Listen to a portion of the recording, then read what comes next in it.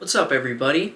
How's it going? Did you have a good Christmas? Bruh. Yeah? Bruh. You didn't? Bruh. Well, I'm really sorry to hear that, but, I got a little bit of a late present for you in the form of a little short review. I hope you guys are excited, because today we're talking about a little bit of a blockbuster, okay? We're talking about some superheroes.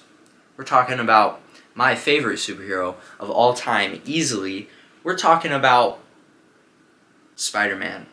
Now, I'm going to drop a little bit of a hot take for you. I really like Spider-Man. I know. I grew up with Spider-Man. I think, I don't think it's very original to say, but, I think we all, to some extent, grew up with Tobey Maguire's version of Spider-Man in the form of Sam Raimi's trilogy, and those movies, I've seen those movies more times than I can even count. I love those movies to death, man. Ever since those movies, I've gone out, I've watched the cartoons, I've read the comic books, played some games, built some Legos, all sorts of things Spider-Man related, Spider-Man, there's a big, wide world of things to love about Spider-Man and different versions to love. Today, though, we're talking about the big boy here. We're talking about Spider-Man No Way Home. Now, this movie is quite a big one to talk about, and it's just right off the bat, I'm just going to be doing spoiler talk in this video, so if you haven't seen Spider-Man No Way Home yet, I'd advise you to wait until maybe afterwards,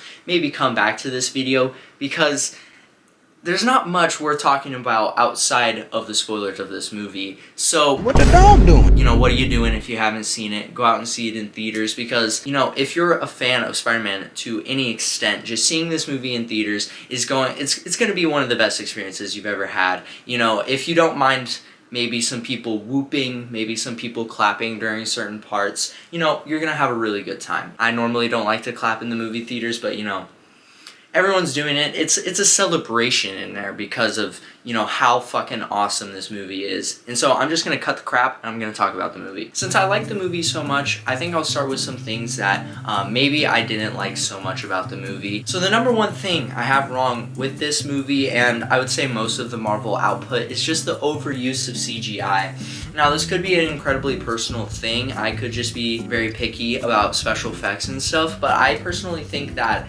CGI is important, don't get me wrong. CGI is actually essential to making an experience like Spider-Man No Way Home, or like Avengers Infinity War, or like any of my favorite superhero films. So I don't think that CGI is the problem. I just think that the way the MCU makes their movies nowadays, it's very too much reliant on CGI, in my opinion.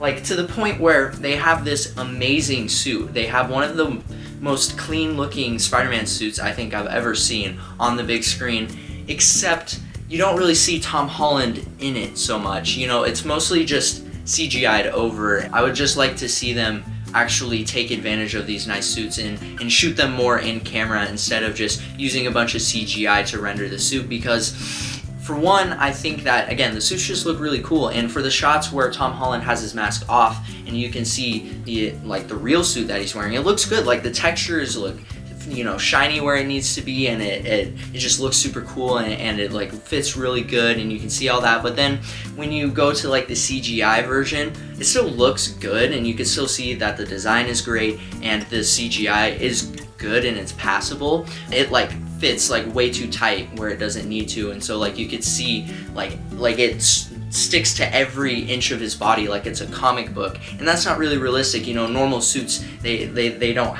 exactly stick into every single spot. They have a bit of ripple, they have a bit of flow to them, and that's one thing that I think the Amazing Spider-Man 2 got really well, is that the suit has a lot of give, and it just looks so real, and it's got a nice texture to it. I think that's one thing that's missing from just the overall design, and when he's fighting people, the suit doesn't look quite right.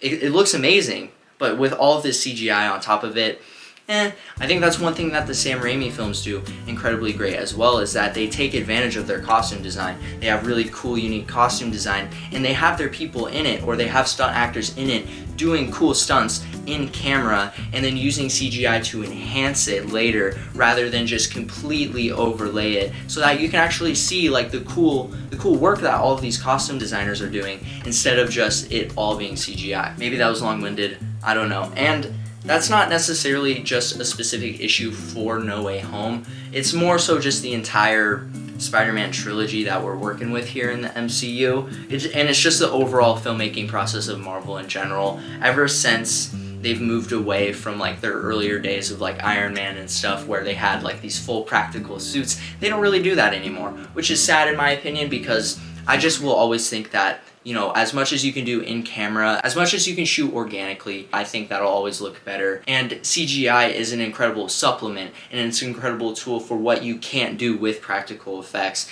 And so I think that maybe there should just be more balance between the use of the two kinds of effects in the MCU and specifically in these Spider-Man films. That's a general complaint. Let me get to a more specific complaint about this movie, and that's the plot. And that's not to say like the plot isn't emotional and that there's not amazing moments because of the plot, but it's more that the plot is very clearly not the focus of this movie. It's very clear that the plot is more so just a way for them to get to these amazing payoffs, in my opinion. So like the plot,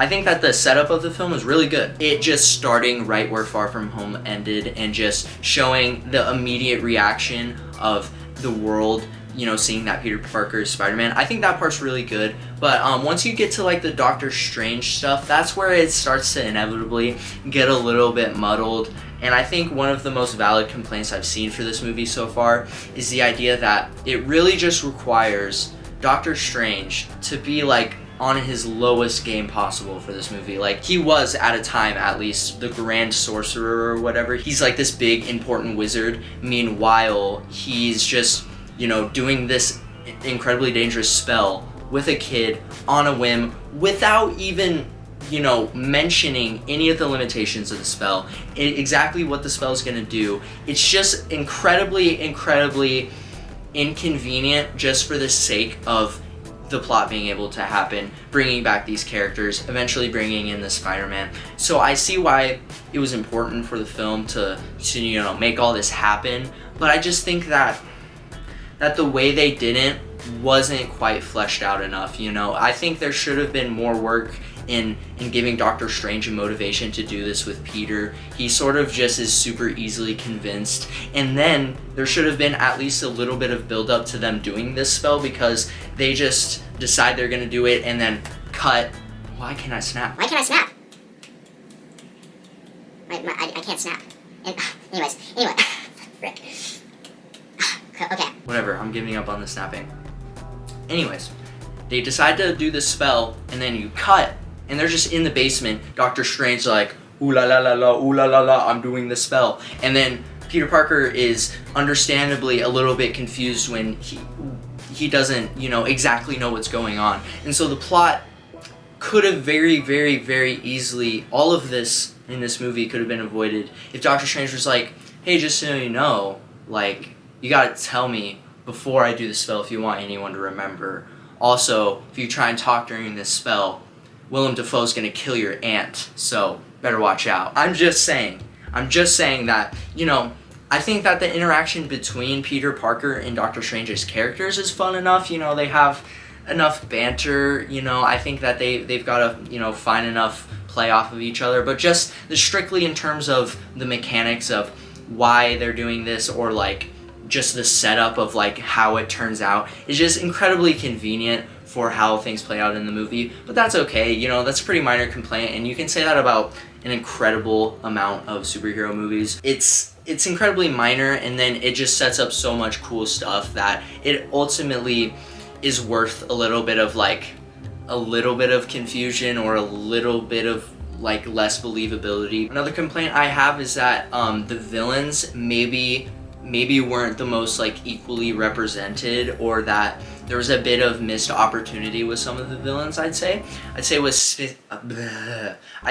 Sandman and Lizard in particular, they it's very obvious that they couldn't get the actors for Flint Marko and Kurt Connor into the studio for whenever they were filming it. They just couldn't get them there, so they have their voice lines, you know, they get to have some witty banter, but, you know, the Lizard, he's mostly in a dark corner or in the back of a truck or something for most of the movie, so you don't really get to see you know, the Lizard in, you know, full detail. You don't really get to see him wrecking shit all too much. And then when you see him eventually cured of his lizardness, I'm almost 90% sure that they're just recycling footage from the Amazing Spider-Man when they cure him there. So, bruh. I mean, if you wanted to have Lizard in there, I get it. But, I mean, it just seems like they were just really packing the bill for the supervillains they could have for this movie, just so that they could have their own sort of Sinister Six. Well, is it even six? It's Doc Ock, Electro, Green Goblin, Sandman, Lizard. They don't even have six. So it sort of just seems like they were sort of just packing the bill in terms of like what supervillains they could have. And then it seems like they really know what they wanted to do with Jamie Foxx, Alfred Molina, and Willem Dafoe. But when it comes to like Lizard and Sandman, they just seems like super tacked on. I don't think they needed to be there. It's the same thing with Sandman. Like when he is eventually cured of his sandiness, it's just, I'm pretty sure, recycled footage from Spider-Man 3. And you know, the most Sandman gets is like some interesting interplay with Peter, because, you know, you think he's gonna attack him, but he's actually an ally there for a second. But then he just ends up being an obstacle later, and then they cure him, and it's fine. He doesn't get much payoff. Same with Lizard. Either maybe throw some Tom Holland villains in there, like they were teasing that Voss was gonna be Scorpion maybe in a post-credit scene of Homecoming. Bring back Michael Keaton. Or just like throw in this like completely like joke, obscure comic book character that none of the three Spider-Man have ran into, and use it as an opportunity for a little bit of joke, you know? Throw Big Wheel in there. Throw, what's his name, who's a Nazi made out of bees? Throw a bit of a wacky one in there, instead of just filling them with sort of bland recycled ones from the old ones where you can't even afford to have that much of a payoff. You can't even get the actors in there. Do something fun instead. That's what I would think. But I mean, overall, again, their existence isn't that much of a hindrance. It's more so just like, did they need to be there? I don't think so. But the other villains, you know, are incredibly great, and so I'm gonna use this as an opportunity to start talking about things I like, because I'm done ragging on this movie, man. This movie freaking rocks, okay? The opening sequence of this movie is really, really good. Just like coming fresh off of the heels of Far From Home and just starting on that like WTF moment of everyone finding out Peter Parker is Spider-Man. I think that was really, really good, and the filmmaking during this entire sequence like is really, really clever. There's a lot more energy than there's ever been in one of these John Watts Spider-Mans, you know? And there's even a shot where like you're moving through Peter's apartment, and it's like, it's at least stylized to be one shot, and you see all this chaos of like Peter and MJ being like, what's going on? And you see Aunt May and Happy breaking up. And so there's like all this chaos, and it's all happening in one shot. And so that took a lot of effort, I bet. And that was a really, really good shot, and that looked really nice. And so that was big, big, big props, because you don't get a lot of that in these Marvel movies, which I'm happy to say that like No Way Home, it's a cut above. It's got a little bit more style. It's got a little bit more finesse in a lot of its parts. And yeah, just I think like the stakes and like the emotional sort of element of this movie is perfect. I think it's just right for one of these Spider-Man movies. It's not too world-ending, you know, up to a certain point. You do really feel for Peter Parker, you know, like you see not only how it's affecting him, but it's affecting his loved ones. And so while he sort of, I think, rushes to the decision of seeing Doctor Strange, even though they sort of address that in the film, I think it's a bit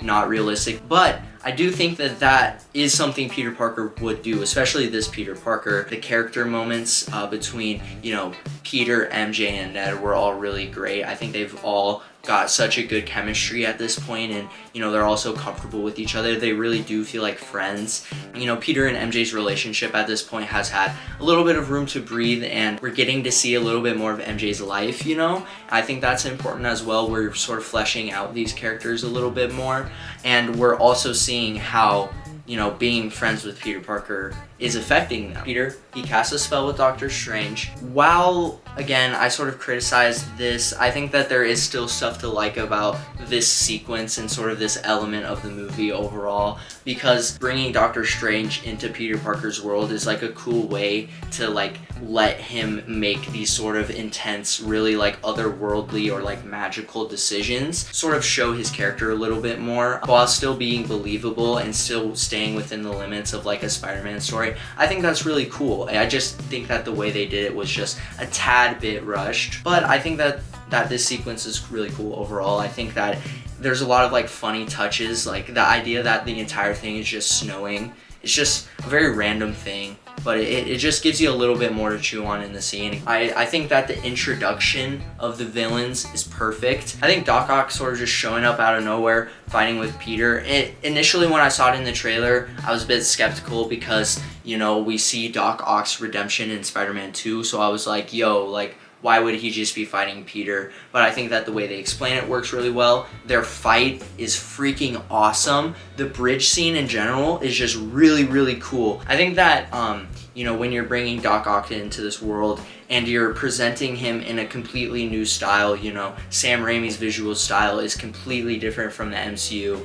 And I was a little bit concerned, but I think it did work out really well, you know. I think that the effects look pretty good for the most part, and I think that just the interaction between Molina and Tom Holland is so good. You know, Tom Holland uses Stark nanotechnology to take over Doc Ock's arms, and I didn't like that because, or I did like that. I thought that was really cool because it's using like unique elements of Tom Holland's specific version of Spider-Man, these specific tools that he has that no other Spider-Man has had, and he's using them to interact with this old villain in a new way, and I thought that was really cool. And I totally didn't see it coming in the theater. Just the overall like reveal of it being Doc Ock and him saying, oh, you're not my Peter, just that whole element was super, super well played. And then when Green Goblin swoops in, yo, I was like in the theater, that was a moment where I was letting out maybe a yo or two, because yo. And then they just immediately suck Peter away, they portal him away, and I thought that was really cool because it was like, ooh, Green Goblin's in your face, and then they suck him right away, and it builds your hype. It builds your hype for what? It's like, oh my gosh, like what? Like Green Goblin's loose, he's just gonna wreck shit up, like oh my gosh, what's happening? We see that the movie really doesn't care about the Lizard because Doctor Strange just straight up already has him tucked away before Peter even has a chance to encounter him, run into him. Yeah, we sort of learn what's happening, what Peter's gotta do. And I think that I was expecting the movie to be almost, at this point, just like a traditional, like, oh, we gotta go and round up all these villains. Scour the internet and Scooby-Doo this.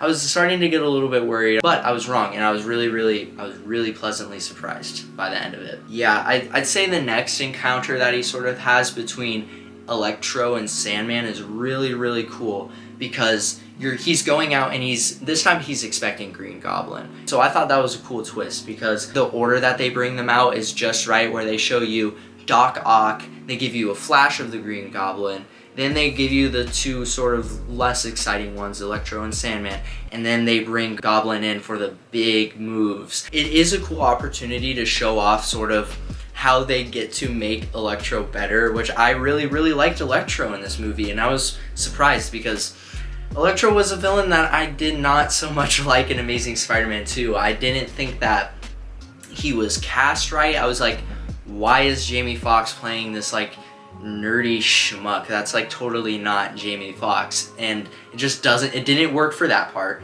And then when he becomes like Dr. Manhattan, but like dubstep Dr. Manhattan, it was just weird. It was cringe, it was weird, I didn't like it. A world without Spider-Man, and everyone will be able to see me for who I truly am. Bar! And who are you? Don't you know? I'm Electro. Bars! But then they bring him into this new universe. They bring him into the MCU. And I was expecting him to just be the same, but then the trailers come out and he's got this like new fit. And I was like, yo, okay. It's a little bit inspired by his like original comic design. It's got the yellow in there, it's not blue anymore. You get to see some like Stark tech maybe.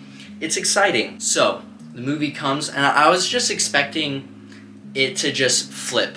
I was just expecting him to come into this universe and then suddenly he's just, got this new suit and it's just a completely new design. I thought they weren't going to explain it, but they did, and it was a nice little treat because he gets into this universe and he's like, oh, this dimension actually has different energy than the kind I'm used to, and it's dumb. It's like a dumb comic book explanation, but it's still an explanation. I really liked it. This energy in this universe makes him so much cooler, which is just like, it's such a dig at the Amazing Spider-Man 2, and they do this with sort of Andrew's character a little bit too, but it just seems like everyone in this MCU universe thinks that like Andrew's universe is sort of like the lame universe, even though Andrew Garfield is amazing. Like, his universe is just kind of lame.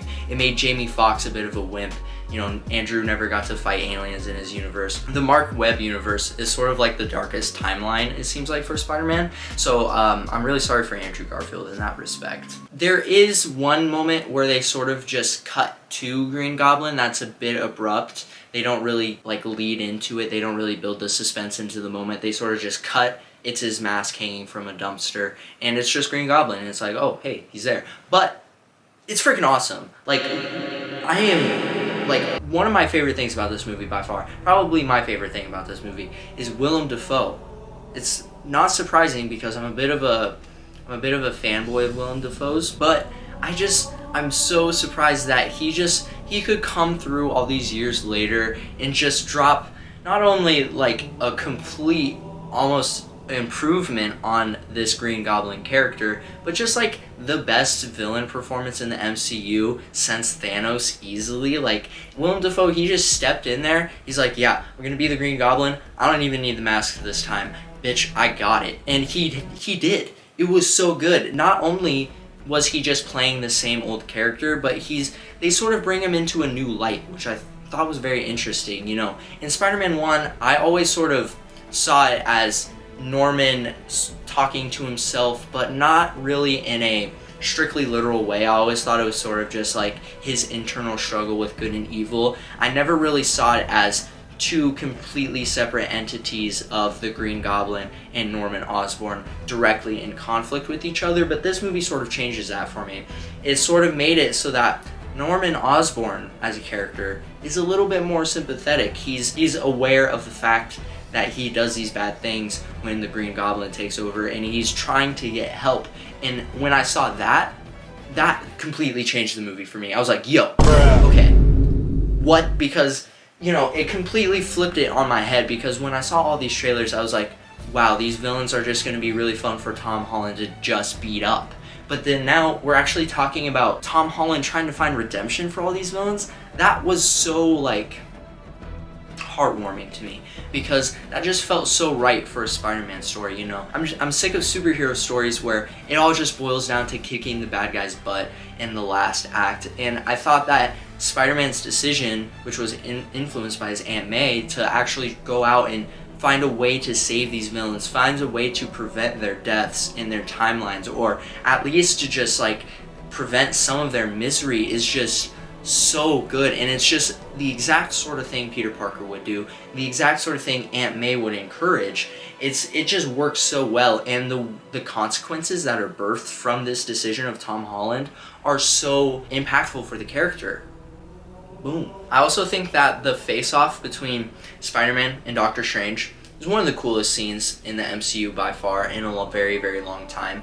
I think that it feels very comic booky to just have Spider-Man and Doctor Strange face off and have Spider-Man beat him with math of all things. Like, we're talking about Doctor Strange. He's using all these spells, you know, they're in the mirror dimension. But Spider-Man, he's just like, yo, like, I know geometry, and just kicks his butt because of it. And that, I think that's just a really, really cool thing, and it didn't really have that much importance in the plot, but I really liked it. Another scene that's sort of similar to that in that respect is the scene with Charlie Cox as Daredevil. That scene made me really happy as well, because Daredevil, one of the best superhero shows of all time, and one of my favorite shows of all time, easily. And so seeing that, you know, he's going to be reprising his role as Matt Murdock in the future, hopefully, makes me really excited. That makes me really excited. And a lot of this movie is just that. It's just me making me excited, you know? It's just igniting the inner fanboy in me.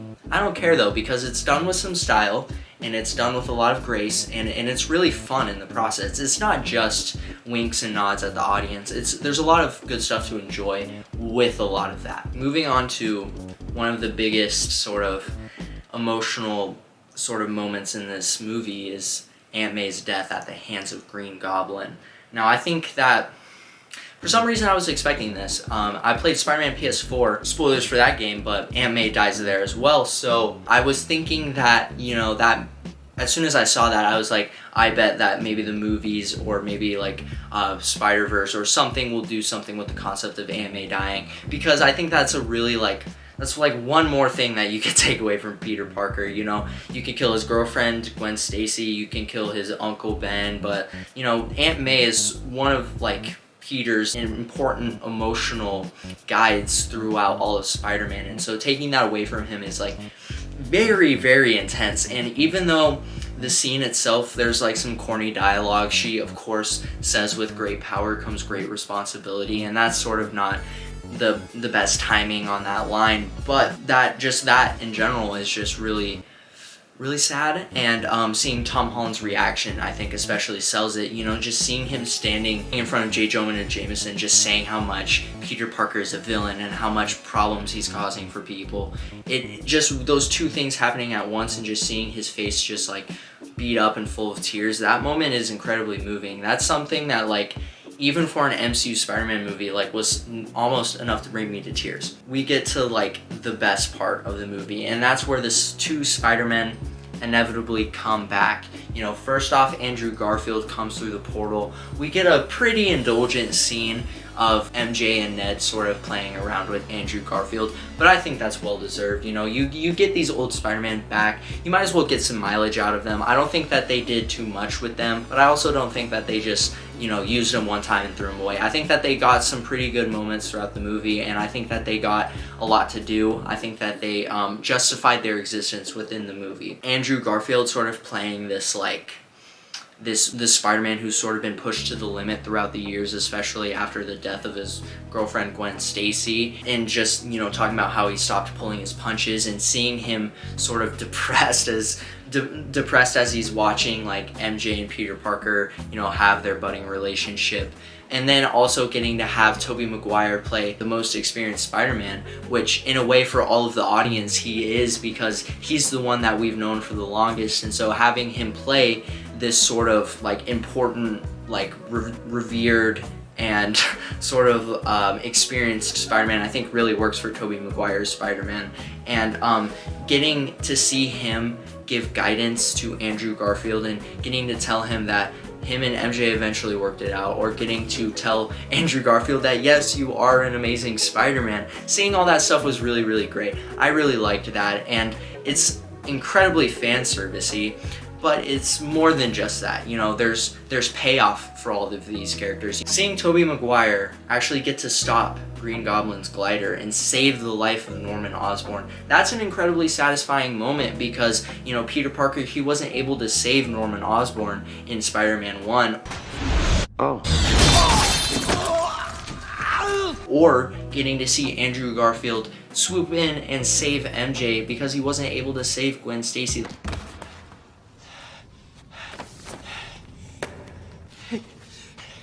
Hey.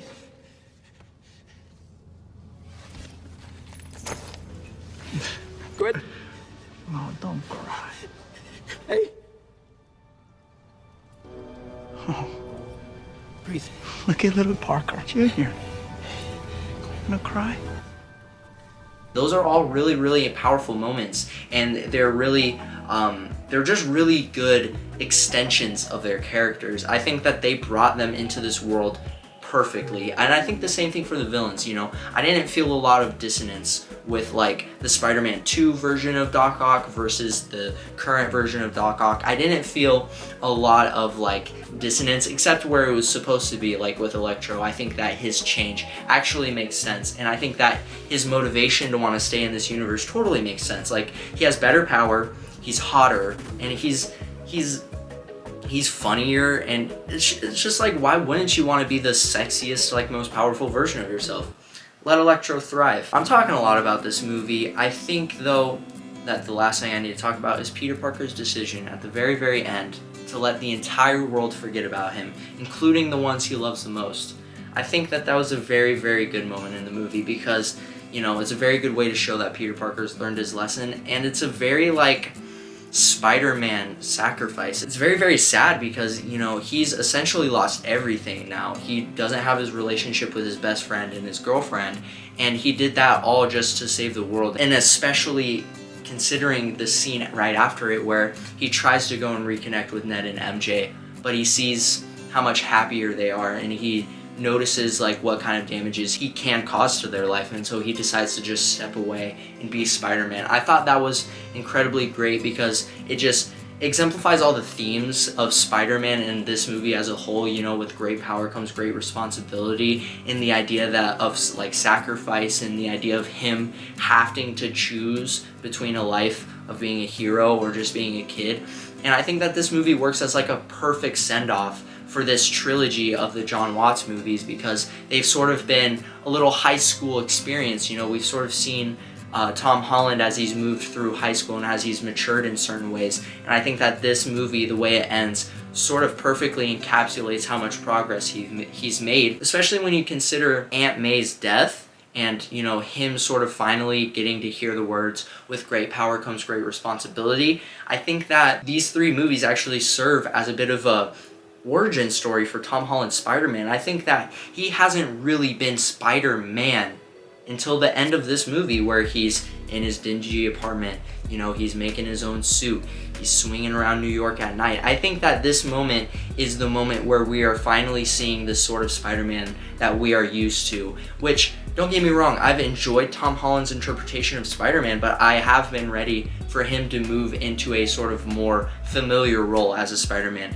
deal with sort of more relatable issues, you know, not be as closely connected with like the Avengers mythos and the Stark mythos. He's finally sort of moved away from that and become an independent superhero. But yeah, I really loved the movie.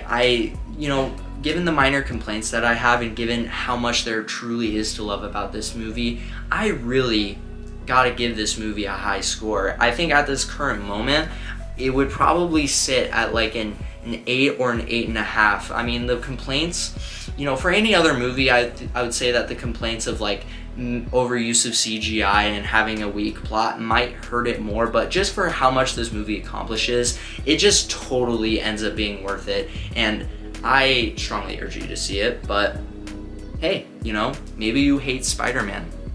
That's fine. No, it's not. Get out, please.